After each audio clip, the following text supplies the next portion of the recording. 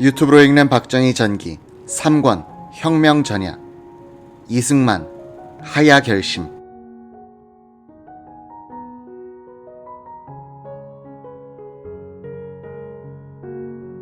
21일 오후 홍진기 내무 김정열 국방장관이 서대문 이기붕의 집에 들어서니 박마리아와 자유당 강경파 인사들이 그를 둘러싸고 무언가 이야기를 나누고 있었다. 홍, 김 두 장관이 주의를 물리치게 한 뒤 이기붕에게 부통령 당선자직에서 물러나지 않을 수 없는 상황을 설명하기 시작했다. 그런데 설명을 마치기도 전에 이기붕의 안색이 변하더니 옆으로 스르륵 쓰러지는 것이었다. 두 사람이 괜찮습니까 하니 이기붕은 난 괜찮아, 말을 계속하게 라고 했다. 두 장관이 사태를 수습하기 위해서는 부통령 당선을 사퇴하는 것이 좋겠다고 하니 이기붕은 의외로 선선히 응했다. 내가 뭐 하고 싶어서 하나. 몸도 나쁘고 재간도 없네. 자네들이 이야기 안 해도 그만둘 생각이었네. 죄송하지만 공식 발표를 해주시겠습니까? 그럼 그래야지. 그러면 언제쯤 경무대에 가시겠습니까? 좀 이따가 가겠네. 두 장관은 중앙청 국무회의실로 돌아가 기다리는 장관들에게 보고했다. 사퇴 성명을 감동적으로 써야 할 텐데 라는 말도 나왔다. 명문장가인 한가숙 씨가 비서로 있으니 잘 처리하겠죠. 김정열이 그런 말을 하고 있는데 경무대 박찬일 비서관이 전화를 걸어 빨리 올라와 달라고 하는 것이었다. 경무대로 가보니 응접실에서 이기붕이 한숨을 쉬고 있었다. 아이고, 내가 말씀드려도 영 고집불통이시네. 허락을 안 해주시는구만. 자네가 가서 말씀드려보게. 김 장관은 집무실로 들어가 이승만 대통령에게 사퇴의 불가피성을 설명했다. 이기붕 의장도 사퇴에 동의했다고 알려주었다. 이승만은 그래, 그렇게 하려면 해 라고 언짢은 표정을 지었다. 김 장관은 바깥으로 나와 응접실에서 기다리던 이기붕에게 이 말을 전했다. 김정열은 이기붕이 집무실로 들어가는 것을 본 뒤 서대문의 이기붕 자택으로 갔다. 1시간쯤 기다리는데 이기붕이 집으로 돌아오면서 말하는 것이었다. 아이고 살았어. 아이고 살았어. 내가 그런 제목이 못 되지 않나. 내가 아주 무거운 책임을 면하게 되었네. 자네 덕분이야. 다음날 점심 무렵 신문 호외가 국무위원실로 배달됐다. 김정열 장관을 비롯한 국무위원들은 신문을 보고 입을 다물 수 없었다고 한다.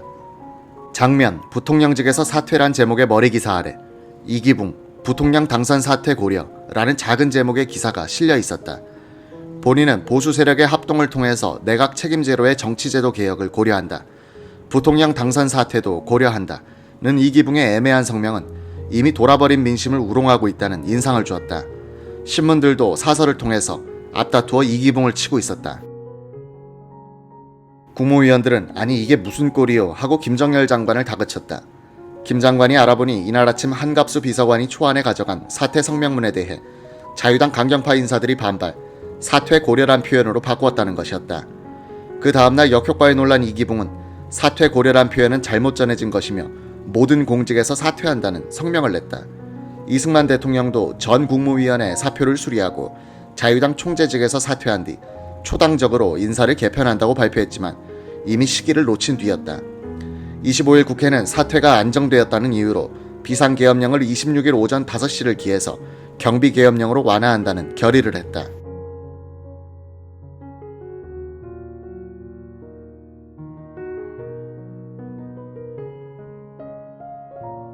(25일) 오후에는 교수들이 학생들이 흘린 피에 보답하자는 플래카드를 들고 서울대학교에서 국회의사당까지 시위를 벌였다.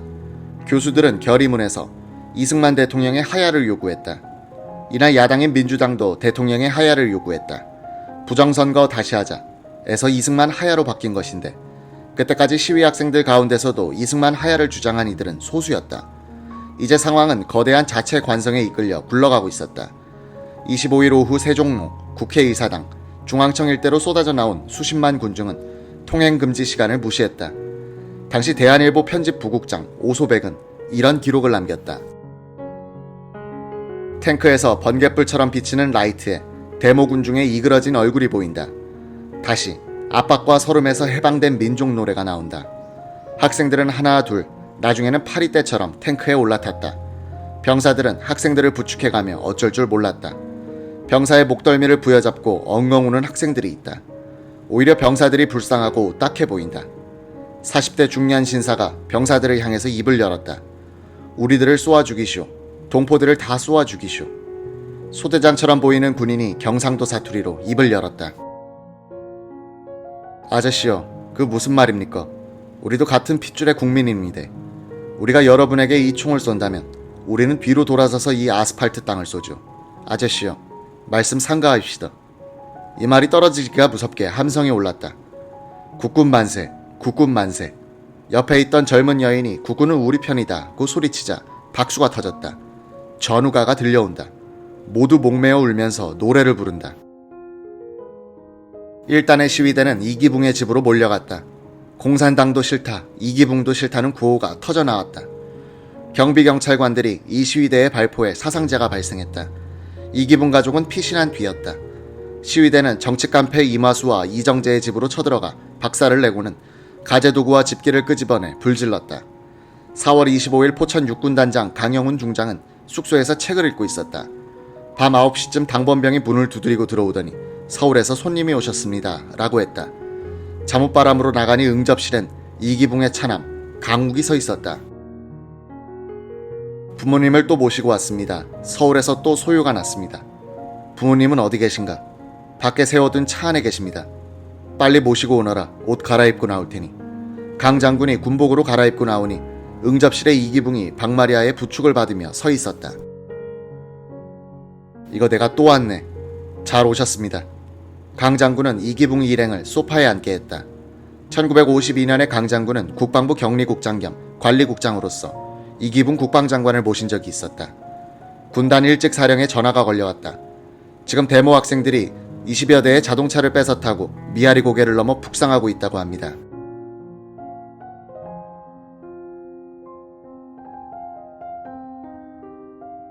강영훈 육군단장은 시위대가 몰려와도 안전할 곳이 어디일까 곰곰 생각하다가 일개 예비연대 주둔지에 있는 부군단장 숙소를 생각했다.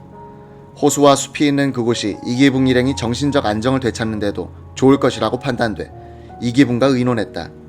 한 30분쯤 더 가시면 일개 연대가 있습니다. 아, 군단장 좋다고 생각하는 대로 하시오. 강영훈은 이기붕 일행을 직접 안내해 부군단장 숙소로 갔다. 그곳에 가서 보니 이것도 안전에 문제가 있겠다는 생각이 들었다. 당시 사병들 중에는 대학 재학 중에 입대한 복무기간 1년 반짜리 학부병이 많았다. 이들은 시위 학생들과 같은 생각을 갖고 있을 것이므로 서울에서 시위대가 몰려오면 불상사가 일어날지 모른다는 판단을 했다. 숙소로 돌아온 강 군단장은 미 1군단 포병사령관 숙소가 생각났다. 다음날 오전 강영훈은 출장 간 미 1군 단장을 대리하던 부군단장 샌더스와 의논하러 갔다. 그는 냉담했다. 그 사람 문제에 왜 강 장군이 앞장서는지 모르겠다. 며칠 전에도 강 장군이 이기붕을 도피시켰다는 정보가 들어왔었다. 이 일은 계엄사령관이 할 일이다. 그 사람은 바쁘다. 책임선을 따질 일이 아니라 우선 해결해놓고 볼 일이다. 다른 군단장에게 그 사람을 맡으라고 해보지. 26일 아침 1군 사령부에서 군단장 회의가 열렸다. 강 장군이 이기붕 건을 설명했더니 모두들 아이고 강 장군 입장이 어렵게 되었구나 라는 반응이었다. 민기식 부사령관은 그때까지 침묵을 지키고 있었다. 그는 가끔씩 황당한 이야기를 툭툭 던져 주위를 놀라게 하곤 했다. 그러나 지나고 보면 그의 말은 대부분 옳은 말이었음이 밝혀지곤 했다. 그런 그가 불쑥 이런 말을 했다. 아니 지금 이기붕 가족한테 우리나라 팔도 강산에 안전한 곳이 어디 있나. 그 사람에게 길은 딱 두 가지밖에 없어. 하나는 자결하는 것이고 다른 하나는 외국으로 망명하는 거야. 유재영 1군 사령관도 결정을 내리지 못하고 송효찬 계엄사령관에게 전화를 걸어 하명을 청했다. 송 장군은 생각 좀 해보자고 하더니 감감소식이었다고 한다. 이날 아침 김정열 국방장관은 국방부에서 중앙청으로 향하는 길에 도심으로 몰려들고 있는 거대한 시위 인파를 보았다. 국회 결의에 의해서 26일 오전 5시를 기해 비상계엄이 경비계엄으로 완화될 예정이었다. 김 장관은 시위를 막으려면 비상계엄을 연장해야 한다는 판단을 하고 중앙청 국무회의실을 나와서 경무대로 향했다. 계단을 내려오는데 직원이 달려오더니 미국 대사 메카나기가 전화를 걸어왔다고 했다. 다시 방으로 들어가서 수화기를 들었다. 이 대통령을 뵙고자 하니 장관께서 알선해 주시기 바랍니다. 왜 직접 경무대로 연락하지 않았습니까? 수차 비서실로 연락을 했는데 승낙이 떨어지지 않았어요. 기회를 봐서 진언하겠습니다. 김 장관이 경무대에 들어가니 이승만은 2층에서 내려오고 있었다. 잘 잤나 하고 말하는 것이 지금 바깥에서 일어나고 있는 일을 잘 모르는 것 같았다. 김 장관이 집무실로 따라 들어가 지금 급박해지는 상황을 보고했다. 이승만은 그래, 오늘은 한 사람도 다치게 해서는 안 되네 라고 당부했다.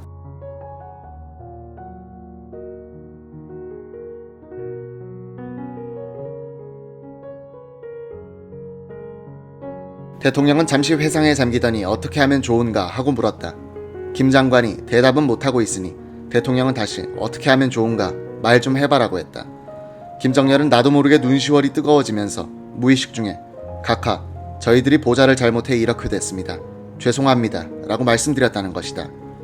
이승만 대통령은 김정렬의 어깨를 꼭 껴안고 대장부가 이렇게 어려울 때 이게 무슨 꼴인가 하더니 어떻게 하면 좋을까 하고 자문했다. 한참 후에 대통령은 이렇게 입을 뗐다. 자네 생각은 어떤가? 내가 그만두면 한 사람도 안 다치겠지. 너무 중대한 말이라 김정렬은 대답을 할 수 없었다. 대통령은 재차 김 장관의 어깨를 흔들면서 물었다. 김 장관은 말없이 머리를 조아렸다. 그래, 그렇게 하지. 이것을 속히 사람들에게 알리려면 어떻게 하지? 성명서를 만드셔서 방송하도록 하면 되겠습니다. 이승만 대통령은 박찬일 비서관을 부르더니 자네 둘이서 성명서를 만들어 보게라고 했다. 박찬일 비서에게 김 장관은 성명의 골자를 불러주었다. 하야 한다는 것, 선거를 다시 한다는 것, 내각 책임제로 개헌한다는 것.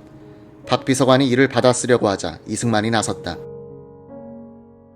자네들 그런 식으로 하면 안 되네. 내가 불을 터이니 받아쓰게.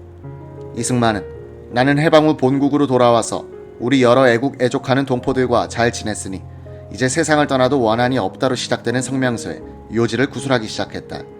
이때 송효찬 계엄사령관이 들어왔다. 김 장관이 지금까지의 경과를 귀뜸해 주었다. 이승만은 송 장군에게도 자네는 어떻게 생각하나라고 물었다. 예, 지금 국방장관으로부터 이야기를 들었습니다. 각하께서 그만두시면 사람은 다치지 않으리라고 생각합니다. 박찬일의 구술받은 성명서를 낭독하자 송효찬은 이기붕 의장이 공직으로부터 떠난다는 대목을 첨가하면 좋겠습니다 라고 말했다. 이 대통령도 승낙했다. 조금 있다가 송효찬이 시위학생 대표 5사람을 데리고 들어왔다. 하야 성명문이 정서되는 사이에 이 대통령은 후원해서 이들을 만났다. 고려대 정치학과 학생 유일나가 각하께서 하야하는 길만이 나라를 구하는 길입니다 라고 말했다. 이승만은 어떻게 하라고? 라며 되물었다. 옆에 있던 곽영주가 이 박사의 귀에 대고 영어로 스텝 다운 이라고 했다. 또 날더러 저 하와이나 외국으로 가서 살란 말인가? 국민이 원합니다. 국민이 원한다면 물러가야지. 이 나라 국민이 원한다면 물러가야지.